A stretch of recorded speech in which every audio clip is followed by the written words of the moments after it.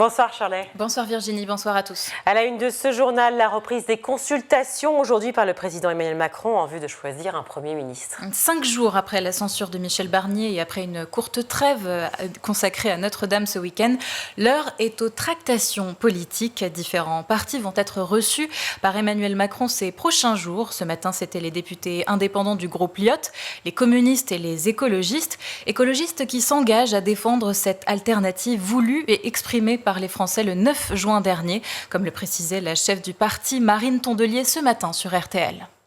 Si c'est pour se retrouver avec un Premier ministre du camp macroniste qui mène une politique du camp macroniste, qu'irions-nous faire dans cette galère ? Je vous rappelle qu'Emmanuel Macron, le 9 juin dernier, a décidé de poser une question très claire aux Français. Personne ne lui avait demandé. Voulez-vous, oui ou non, une alternance ? Les Français ont répondu oui. Ils veulent un changement de cap politique. Donc notre travail à nous, force politique, c'est de préparer ça, y compris en discuter avec des gens avec qui on n'a pas l'habitude de discuter pour trouver des coalitions parlementaires. Et son devoir, c'est d'y consentir. Rien de plus, rien de moins. Et aujourd'hui, il s'enferme dans une forme d'obstruction. Et dans cette quête du prochain Premier ministre, le président de la République est pressé par son propre camp, à commencer par Yaël Braun-Pivet, la présidente de l'Assemblée nationale, qui hier appelait à la nomination d'un gouvernement dans les prochaines heures. Elle a demandé au Bloc central de s'entendre sur un programme d'action avec les indépendants et les socialistes. En coulisses, plusieurs noms circulent, comme Sébastien Lecornu, le ministre démissionnaire des Armées, Bernard Cazeneuve, ancien Premier ministre, ou François Bayrou.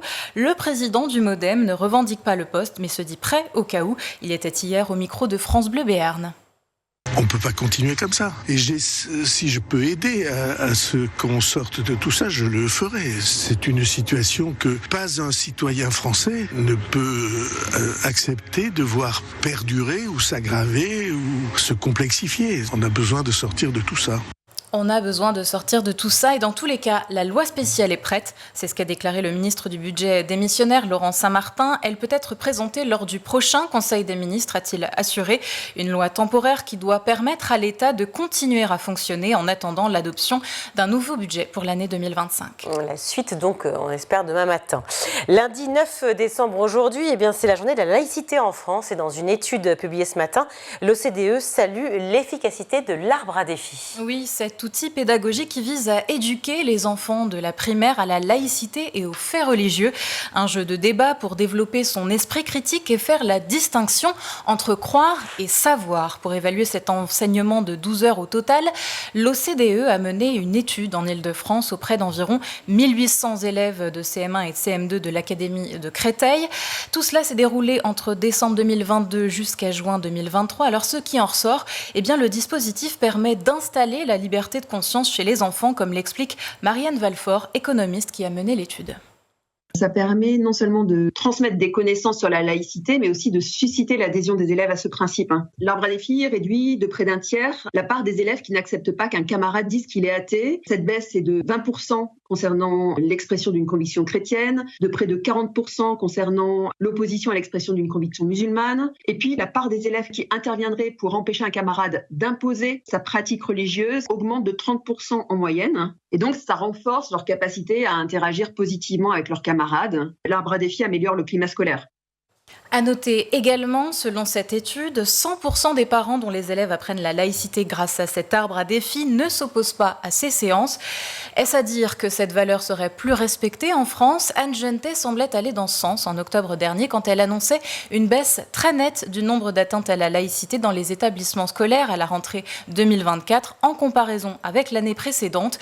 La laïcité, un socle essentiel selon la ministre de l'Éducation démissionnaire. Elle l'affirmait encore aujourd'hui en cette journée spéciale. Aujourd'hui encore, la laïcité est un rempart face à ceux qui veulent diviser, qui veulent intimider ou qui veulent instrumentaliser. Ensemble, nous résistons. Ensemble, nous permettons à nos élèves de grandir et de s'épanouir sereinement grâce à un cadre qui les protège. Face aux tragédies qui ont endeuillé notre communauté éducative avec l'assassinat de Samuel Paty, l'assassinat de Dominique Bernard, nous réaffirmons cette force collective. Le meilleur hommage à leur mémoire, c'est de rester fidèles à leur engagement, transmettre, éclairer, émanciper. Je sais pouvoir compter sur vous pour continuer à porter haut les valeurs de notre République. Et c'est ensemble que nous ferons vivre notre laïcité positive et émancipatrice, dans chaque école, dans chaque établissement, dans chaque classe, dans chaque conscience. Changement de sujet, les Français n'ont pas la bosse des maths, mais rien de fatal dans tout cela. Il existe des moyens de s'en sortir, et notamment en s'exerçant en famille. Alors comme ça, la France, dernière de l'Union européenne en maths pour les CM1 et avant-dernière pour les 4e. Ce sont les résultats publiés la semaine dernière de l'étude TIMSS qui paraît donc tous les 4 ans. Qu'à cela ne tienne, pour certains observateurs comme Cléa Girard, neuroscientifique cognitive au Centre de psychologie et neurocognition de Grenoble, le cadre familial et les activités proposées par les parents pourraient changer la donne. Ces activités quotidiennes, ce sont en fait des activités de type ludique, par exemple les jeux, auxquels certaines familles ont l'habitude d'avoir recours, les jeux de société, type jeux de loi, les jeux de cartes, mais aussi tout un tas d'activités comme faire la cuisine avec son enfant et donc discuter de quantité, de faire des mesures, faire les courses avec son enfant et aussi rentrer dans des rapports de quantité, de mesures, etc. Donc toutes ces activités, en fait, ces opportunités du quotidien qui vont à un moment ou à un autre solliciter un contenu mathématique, parfois de façon totalement inconsciente, mais pourrait participer au développement des compétences mathématiques chez le jeune enfant. Et c'est notamment ces activités qui favorisent ou défavorisent les enfants. Il faut savoir que les différences de niveau dans l'apprentissage du langage se retrouvent en mathématiques, différences qui proviennent souvent d'inégalités socio-économiques qui transparaissent à travers les premiers tests nationaux effectués en primaire. Alors, un des objectifs essentiels de ces jeux, c'est d'éviter les barrières psychologiques vis-à-vis des maths. Plus on manipule les chiffres de façon détendue avec des parents de préférence détendus, moins on va s'en faire une montagne quand on sera devant la copie à l'école. C'est un peu ça l'idée. Un autre phénomène qui pourrait participer aux différences de compétences, c'est ce phénomène qui a été décrit comme une anxiété des mathématiques et qui révèle donc d'un véritable blocage, d'une véritable anxiété lorsqu'il s'agit de mobiliser du contenu mathématique. Et cette anxiété-là, elle pourrait aussi survenir du fait d'une certaine contagion de cette anxiété de la part des parents. Et effectivement, s'engager dans des activités plutôt ludiques éviterait cette transmission négative d'émotions négatives. Et d'ailleurs, la bosse des maths, le fait d'être naturellement doué en maths ou pas, finalement, c'est une croyance. Percevoir les quantités de manière plus ou moins approximative, c'est quelque chose de présent dès le plus jeune âge. Ensuite, pour l'apprentissage un peu plus complexe des mathématiques, tous les enfants sont égaux et capables de les apprendre. Voilà ce que nous apprenait ce matin la neuroscientifique Cléa Girard sur France Culture. J-15 avant le réveillon. Si vous n'avez pas encore fait vos achats pour orner vos maisons, n'oubliez pas qu'il est possible de se tourner vers des produits respectueux de l'environnement et notamment pour la star de la saison. Et oui, j'ai nommé le sapin qui s'arrache en France à plus de 6 millions d'exemplaires par an.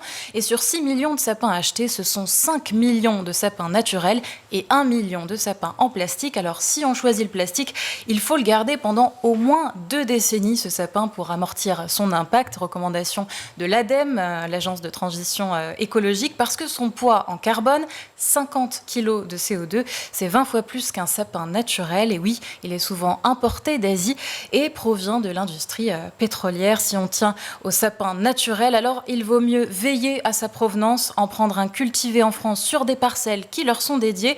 Et cela vous est garanti par certains labels, type Plante Bleue, MPS, Max Havelaar ou encore agriculture biologique. Sinon, n'hésitez pas à vous lancer dans un sapin do-it-yourself fait de bois de récup, de ruban et autres matériaux qui traîneraient sûrement dans le garage. Et c'est très tendance. Merci beaucoup, Charlet.